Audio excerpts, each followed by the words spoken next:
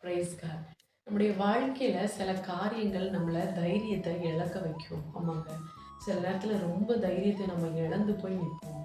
ஆமாங்க. அப்படிதான் வேதாகமத்துல தாவீது என்ன பண்றாரு அப்படின்னா, தன்னை கர்த்தருக்குள்ள திடப்படுத்திக் கொள்றாரு. ஆமாங்க. அவரு ரொம்ப சோர்வாகும் பொழுது, தைரியம் இல்லாத பொழுது, தன்னை கர்த்தருக்குள்ள திடப்படுத்திக் கொள்றாரு. தாவீதும் அவங்களுடைய வீரர்களும் என்ன பண்றாங்க அப்படின்னா, சிக்லாக் நகரத்துல இருந்து திரும்பி போகும் பொழுது, அமலேக்கியர் அவங்களுடைய மனைவி, பிள்ளைகள், உடைமைகள் எல்லாத்தையும் சிறைபிடித்து சென்றிருந்தாங்க. அந்த நேரத்துல மனிதனுடைய உதவி எதுவும் இல்ல, ஆறுதல் இல்ல.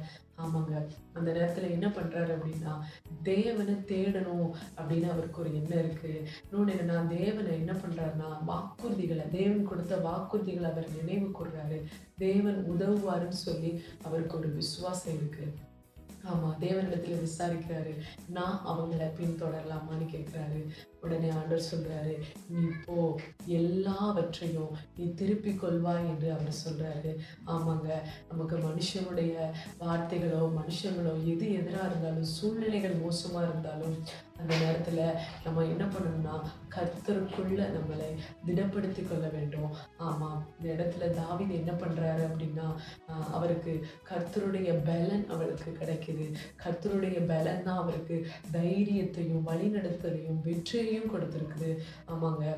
ஏசாயால நம்ம வாசிக்கிறோம். கர்த்தருக்காக காத்திருக்கிறவர்கள் புது பலன் அடைவார்கள்னு. ஆமாங்க. நம்ம எந்தெந்த காரியங்கள்லாம் நம்முடைய வாழ்க்கையில தைரியத்தை இழந்து போய் நிற்கிறோமோ, அந்த நேரத்துல நம்ம முதலாவது செய்ய வேண்டியது, நம்ம கர்த்தருக்குள்ள நம்மை திடப்படுத்திக் கொள்ள வேண்டும்.